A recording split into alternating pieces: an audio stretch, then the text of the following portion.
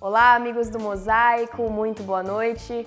Hoje é quarta-feira, 21 de Tamuz de 5.779. Olha só o que vem por aí. Ato pelos 25 anos do atentado contra a AMIA em Buenos Aires. Entrevista com o Dr. Sérgio Simon, presidente da Sociedade Brasileira de Oncologia. Dica de saúde do Einstein e muito mais.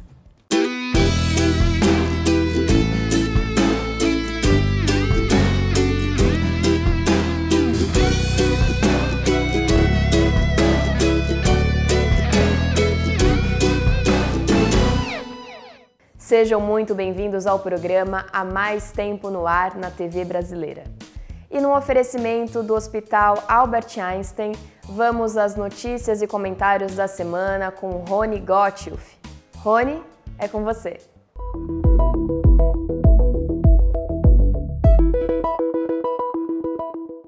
Joe Erlister, de 75 anos, sobrevivente do Holocausto, doou uma cama hospitalar de R$5.000 para uma senhora polonesa de 102 anos, que arriscou sua vida salvando judeus do genocídio. Cristina Danko, hoje surda e cega, é provavelmente a mais velha homenageada pelo Museu do Holocausto, o Yad Vashem, ainda viva. Erlister declarou que faz parte de nossas obrigações como judeus reconhecer o que algumas pessoas na Polônia fizeram pelos judeus durante a Segunda Grande Guerra. Cristina Danko, antes da guerra, era uma órfã que foi adotada por uma família judia de sobrenome Kokoszko, que vivia em Otwock, perto de Varsóvia. Sozinha, ela conseguiu salvar os 4 membros da família de serem mortos pelos nazistas. Ela foi homenageada pelo Yad Vashem em 1998 e o museu considerou seus esforços como, aspas, absolutamente incríveis, fecha aspas. Um elogio raro nessas homenagens. O antissemitismo da Polônia esteve firme e forte nos anos que antecederam a Segunda Grande Guerra e prosperou muito durante ela. Basta observar que dos 3 milhões de judeus que haviam na Polônia, não sobrou praticamente ninguém. Mesmo assim, é importante destacar os esforços de alguns poloneses no sentido de ajudar judeus, mesmo com o risco de sua própria vida. Assista conosco agora uma pequena matéria com 2 partes sobre os 25 anos do atentado à AMIA, a entidade mãe da comunidade judaica de Buenos Aires. Se cumplen 25 años del atentado a la AMIA, un golpe a nuestro país entero. Seguimos buscando la verdad y la justicia, porque no queremos tomar impunidad. Porque truncó la posibilidad de 85 historias personales y familiares. Por eso mismo pedimos justicia.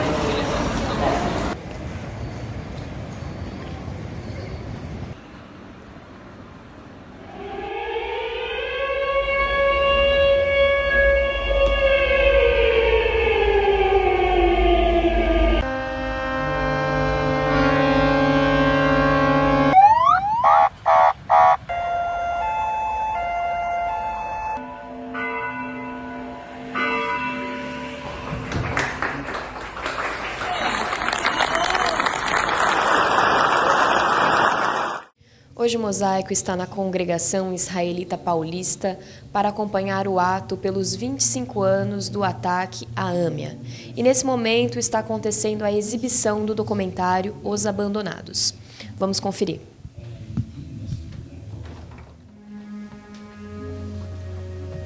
Justamente yo esa mañana tenía una entrevista en la AMIA.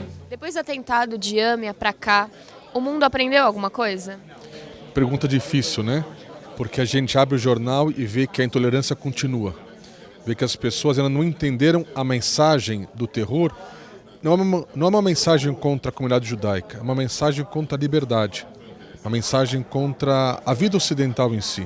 25 anos, vidas inteiras nasceram e morreram desde que aconteceu essa tragédia. Na Argentina ainda nada aconteceu. Culpados não foram achados, e se foram achados, foram ignorados. Advogado que estava cuidando do caso, que podia assinalar diretamente os culpados, foi assassinado, Nisman. Infelizmente, vemos como o antissemitismo continua em América Latina, na Europa, em Israel. Qual que é a importância de um ato como esse hoje? A importância é justamente ter um acto de solidariedade. Dizer que aqui, no mundo inteiro, estamos solidários com a Argentina, estamos firmes nesta luta contra o terror. Inclusive, fazendo uma justa diferenciação, de não se permitir também que se persigam aqueles que estão no mundo árabe e não são terroristas, que também não podem ser perseguidos. O que diferencia um país terrorista de um país não terrorista não é que não acontecem atentados. A pergunta é o que faz o Estado com isso. Que pode fazer duas coisas. Uma, toda a parte sintomática. Segurança, polícia, investigação, justiça. Terapia de fundo é educação. É educar as pessoas para amar o próximo, para acreditar que a diferença enriquece. Muitas vezes os nacionalismos são mal entendidos. Parece como que uma pessoa que se identifica com um grupo se exclui de outro ou exclui a outros. Nós pregamos exatamente o contrário. É através da comunidade, de nossa comunidade, através de nossa sociedade, através de nossa nação, que nós devemos abraçar a humanidade como um todo. Ficar justamente atento e procurar cooperação e entendimento com outro governo que o terror é um perigo não somente de Israel, mas de qualquer Estado democrático e livre no mundo. Estarmos informados, porque a desinformação é uma arma do terrorismo, porque ele seduz o incauto, ele seduz a pessoa que acha que a justiça está em quem grita mais, mas que a comunidade tem que participar para dizer, nós temos que dar um basta ao terrorismo e olhar uma visão de mundo melhor, né, de diálogo, né, e de democracia.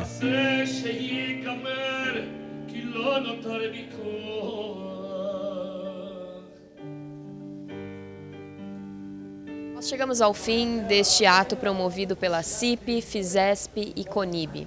Que este triste acontecimento, que hoje completa 25 anos, sirva de exemplo não só para nós aqui da América Latina, mas para todo o mundo. A gente vai para um rápido intervalo e na volta mais uma entrevista com o Dr. Sérgio Simon, dessa vez para falar sobre saúde. A gente volta já já. Com a Tribuna Judaica, você se mantém sempre informado sobre todos os acontecimentos da nossa comunidade no Brasil e no mundo. Assine a Tribuna Judaica e não perca nada do que acontece. Ligue 0800 55 10 18. O programa Mosaico na TV tem o apoio de Banco Safra, tradição secular de segurança. Composto pelas empresas Maringá Turismo, Central de Eventos e Lemon Tech, o Grupo Arbeitman é sinônimo de solidez e credibilidade. A Maringá Turismo possui tradição de mais de 50 anos em viagens corporativas e a lazer e presença global em mais de 80 países. A Central de Eventos oferece experiência e criatividade para as negociações do seu evento e viagens de incentivo. A Lemon Tech é especializada no desenvolvimento de softwares com foco na gestão de viagens. Saiba mais, visite nossas redes sociais. Um time vencedor, um grupo de sucesso. Amigos do Mosaico, nós temos o prazer de ter novamente no programa o Dr. Sérgio Simon, só que dessa vez não na função de presidente do Museu Judaico, mas sim na sua atividade profissional. Dr. Sérgio é oncologista, presidente da Sociedade Brasileira de Oncologia Clínica e nós vamos falar um pouquinho sobre um assunto que interessa especialmente as mulheres da comunidade judaica. Dr. Sérgio, obrigado pela possibilidade da conversa. E tem se falado mais recentemente, com alguma frequência, sobre a mutação do gene BRCA, acho que 1 e 2, e que consequências isso pode ter. Conta um pouco para a gente do que nós estamos falando.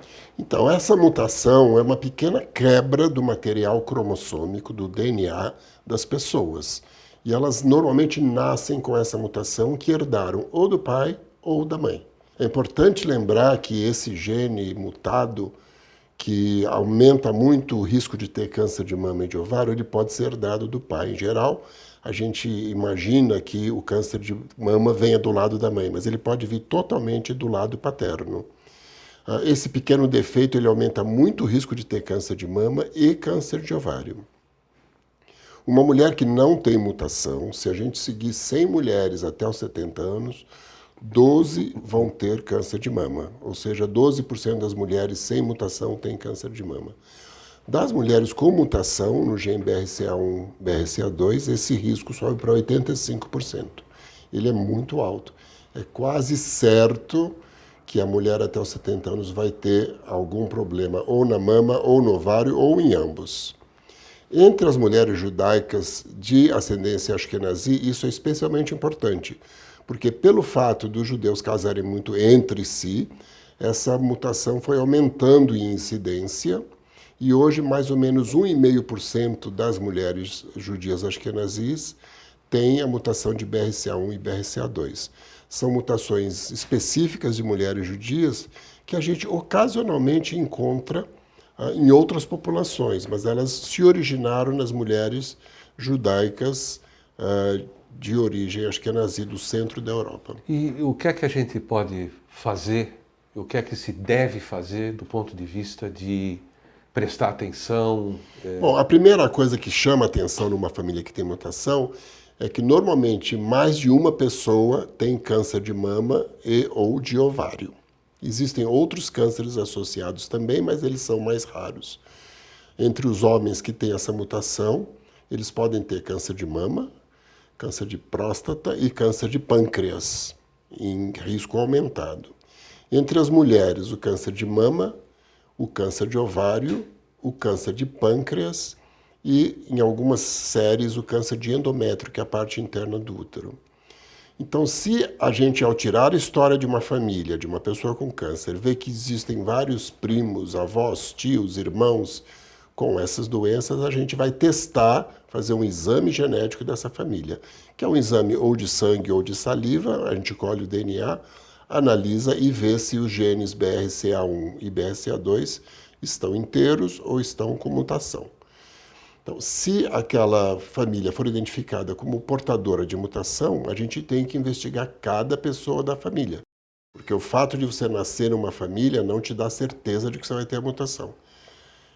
Se, digamos, o pai ou a mãe tiverem o gene mutado, 50% dos filhos, cada filho tem 50% de chance de receber a mutação.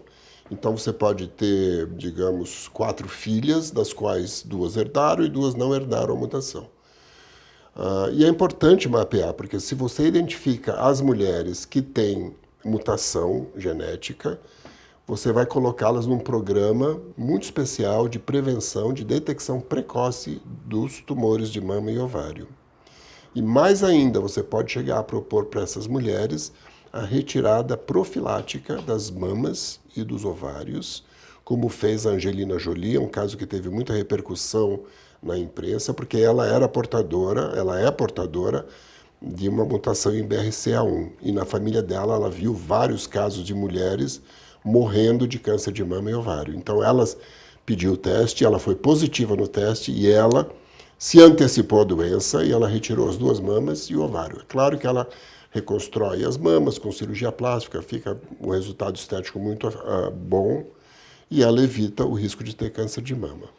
Então, nossa recomendação seria mulheres ashkenazi? Todas as mulheres, ashkenazis ou não, judias ou não judias, que tenham casos na família, em especial de pacientes em idade jovem, porque as mulheres com mutação, em geral, têm câncer antes dos 50 anos, frequentemente aos 30, aos 25, aos 35 anos, que é uma idade rara de se ter câncer de mama, chama às vezes muito a atenção a idade precoce das pacientes. Nessas famílias, então, elas devem fazer uma avaliação com um oncogeneticista ou com um oncologista que tenha treino nessa área, para saber do risco verdadeiro, para fazer o teste, para interpretar o teste. Importante lembrar que os homens da família devem ser testados também, porque se eles forem positivos, eles podem transmitir para suas filhas, e essa é uma informação importante para as crianças da família saberem que o pai, por exemplo, é portador da mutação.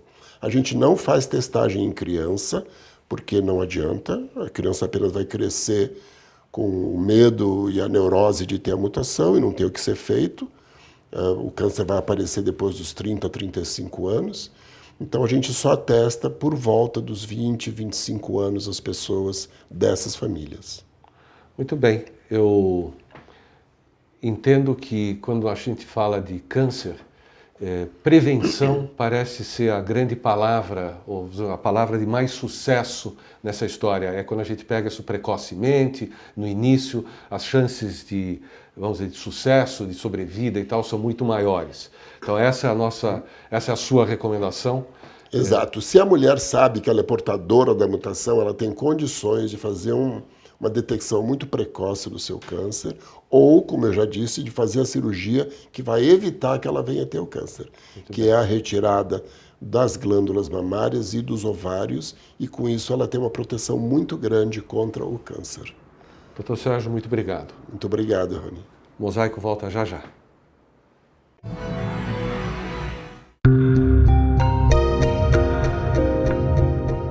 Nossas famílias, vindas da Europa e do Oriente Médio, só se transformaram numa comunidade quando inauguraram a Hevra Kadisha e seu primeiro cemitério, o da Vila Mariana. Com isso, veio a certeza de que poderíamos viver aqui como judeus e dar continuidade às nossas tradições. Quase 100 anos depois, o trabalho de perpetuar nossas memórias continua. Hevra Kadisha, mantendo acesa a chama da comunidade. Anuncie na revista mais lida da comunidade. Revista A Hebraica. Ligue 3814-4629. 3814-4629. Vamos continuar no tema saúde? O Hospital Albert Einstein tem uma dica especial para você.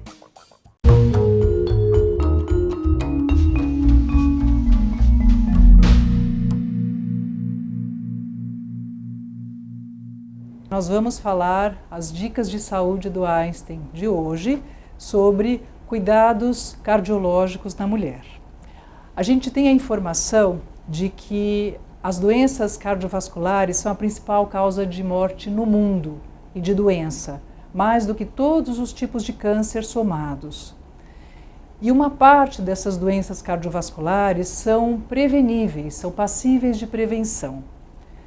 A prevenção das doenças cardiovasculares, que são o infarto, o derrame cerebral e a insuficiência cardíaca, elas são em larga escala passíveis de prevenção se a gente tomar conta dos fatores de risco.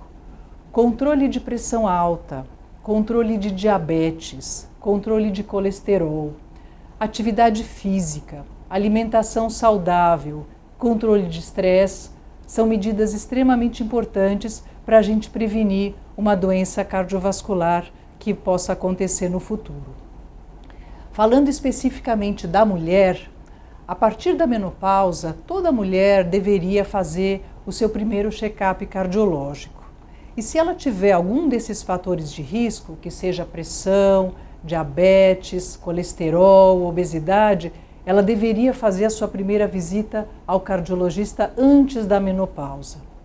Isso porque, se esses fatores de risco forem adequadamente cuidados e tratados, essa mulher pode evitar algum evento e ter a sua qualidade de vida e a sua longevidade preservadas. Tá?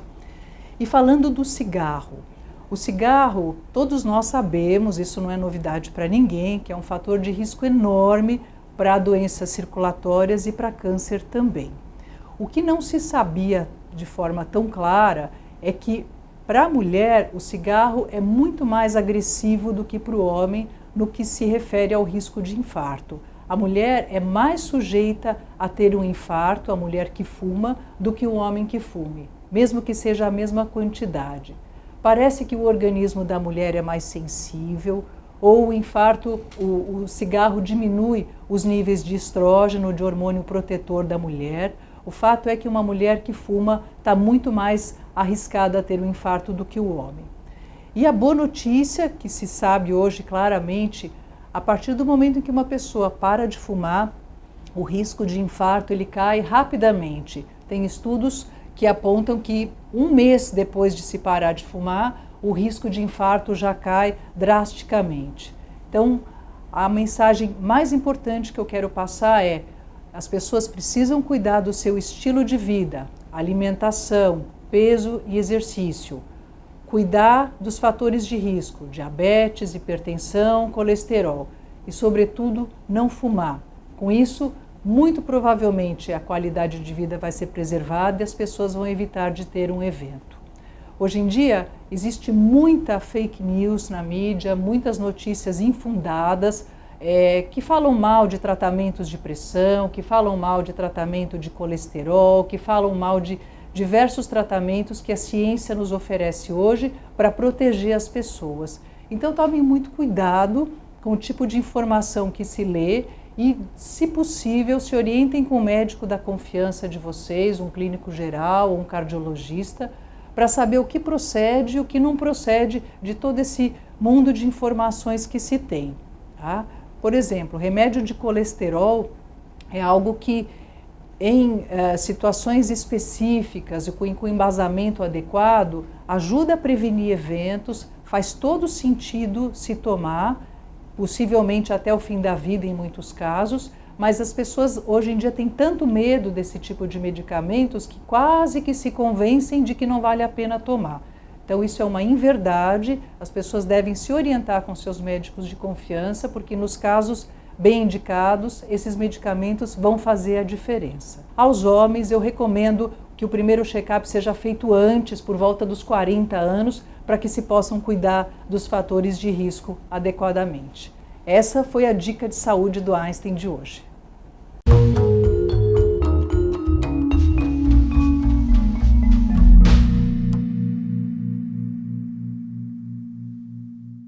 E o Peanuts, a música de hoje, traz novamente o maestro Zubin Mehta e a Orquestra Filarmônica de Israel, dessa vez interpretando o Lago dos Cisnes de Tchaikovsky.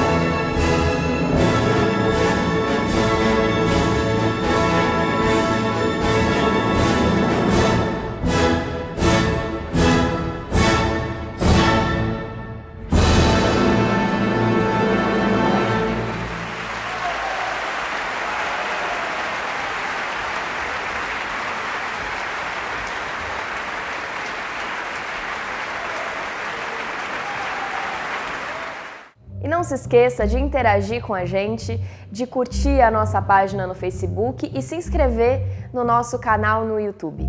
Nós estamos como Mosaico na TV nessas duas redes sociais. E na próxima sexta, acenda as velas de Shabat às 17h21. Nossa sugestão de Kabbalat Shabbat é no Beitel, Rua Caçapava, 105, Jardim Paulista. O Mosaico fica por aqui. Eu agradeço a sua companhia de sempre. Shalom, Mosaico. Até o próximo programa.